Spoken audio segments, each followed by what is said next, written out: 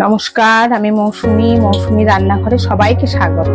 আজকে আমি আপনাদের সামনে করে দেখাবো ছেঁচড়া।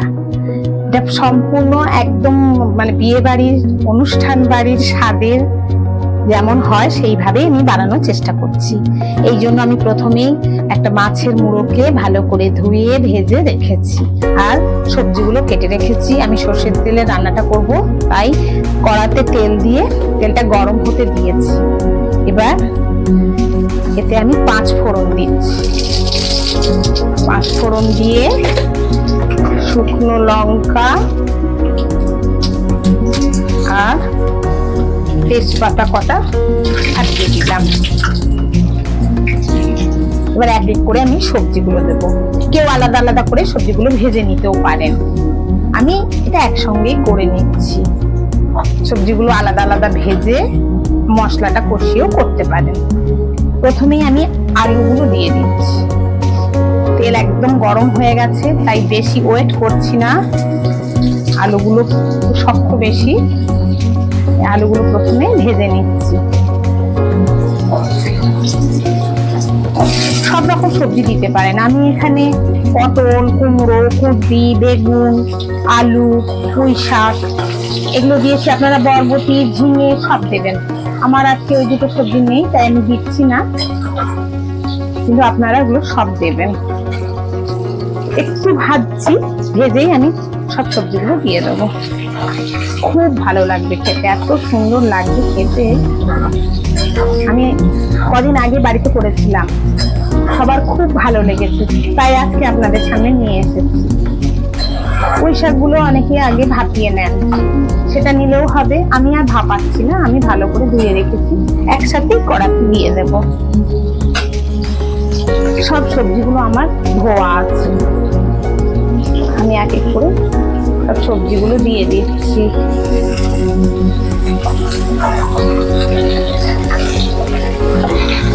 আমি ঢাকা দিয়ে অল্প আঁচে করবো, যাতে কোনো জল বাইরে থেকে না দিতে হয়। একটু গ্যাসটা কমিয়ে সবজিগুলো ভেজে আস্তে আস্তে ঢাকা দিয়ে আমি করবো।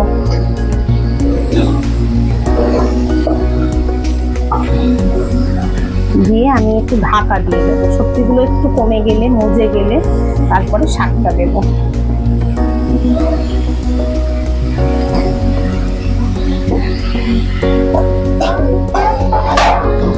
আমি এই অবস্থায় একটু ঢাকা দিয়ে দিচ্ছি। ঢাকা দিয়ে আমি কিছুক্ষণ রান্না করব। এবারে আমি ঢাকাটা খুলে দেখি কতটা ভাজা হয়েছে সবজিগুলো। দেখুন অনেকটা একটু জল বেরিয়েছে আর ভাজা ভাজা হয়ে গেছে সবজিগুলো। এই সময় আমি পুঁই শাকটা দেব।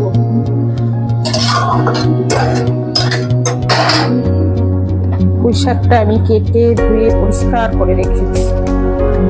আস্তে আস্তে করে পুঁই শাকটা দিয়ে আমি নুন দেব। পুঁই শাকের জলে আর সবজির যে জল বেরিয়েছে, এতেই কিন্তু আমি সবজিগুলো সব সেদ্ধ করব। খুব ভালো লাগবে খেতে। বড়রা তো এইসব খাবার খেতে ভালোই বাসে, ছোটরা না হলে খেতে চায় না। এক দিন খেতে খুব ভালো লাগবে, সবাই বাড়িতে বানাবেন। আমি যেটা সহজভাবে হবে সেটাই আমি বানানোর সবসময় চেষ্টা করি। অনেক কিছু করে আমি করি না। এগুলো আপনারা আলাদা আলাদা সবজিগুলো ভেজেও বানাতে পারেন, তাতেও যা স্বাদ হবে এইভাবে করলেও সেই স্বাদ হবে। এবার আমি একটু নুন দেব।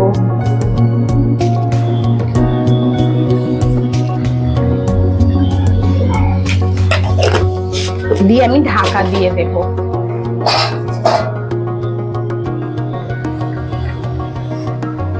একটু স্বাদটা কমে যাক, তখন আমি উপর নিচে করে দেব। এই অবস্থা ঢাকা দিয়ে আমি একটু রান্না করি। গ্যাসটা একটু বাড়িয়ে দিতে পারি, একটু অল্প, নাহলে কিন্তু সবজিগুলো সেদ্ধ হবে না। এইভাবে কিছুক্ষণ রান্না করি। এবারে আমি দেখি ঢাকা খুলে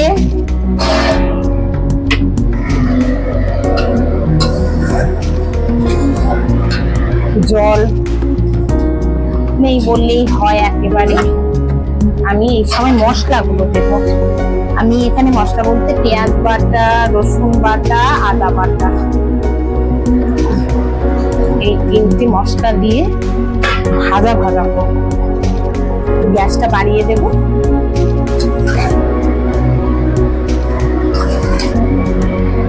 আর তো আমি জল দিচ্ছি না, এইভাবে কষতে কষতেই কিন্তু রান্নাটা হয়ে যাবে, আর মশলাটাও ভাজা হয়ে যাবে, কোনো কাঁচা গন্ধ থাকবে না, যেন না থাকে।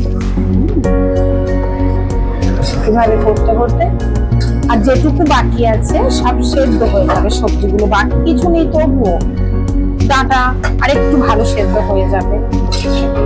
এইভাবে আমি নাড়তে নাড়তে এটাকে শুকনো শুকনো করে ফেলবো একদম মশলা দিয়ে, শুকনো হয়ে যাবে, কিন্তু ঘেটে যায় না যেন। এদিকে দেখতে হবে কিন্তু, এমন ভাবে নাড়বো।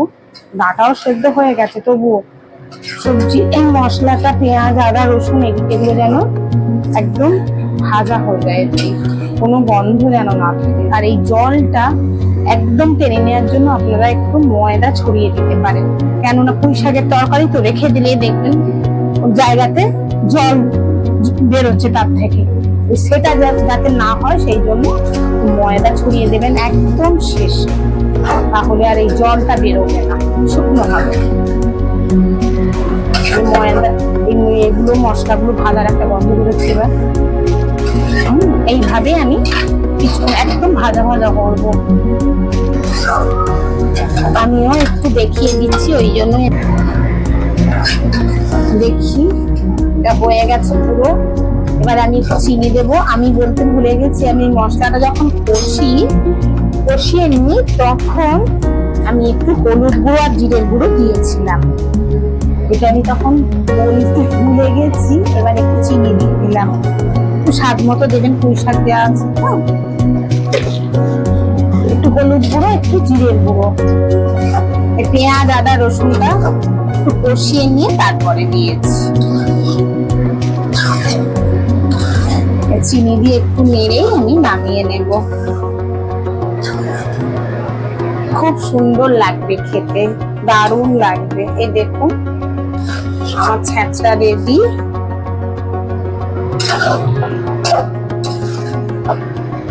আপনারা প্রত্যেকেই বানাবেন, খুব সুন্দর লাগবে খেতে, খুব ভালো লাগবে।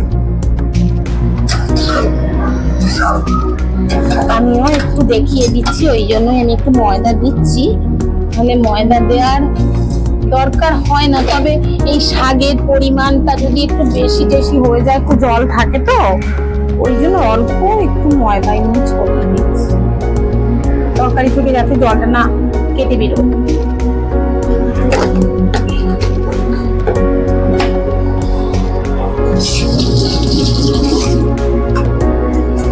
দাঁড়ান, এবারে আমি এটা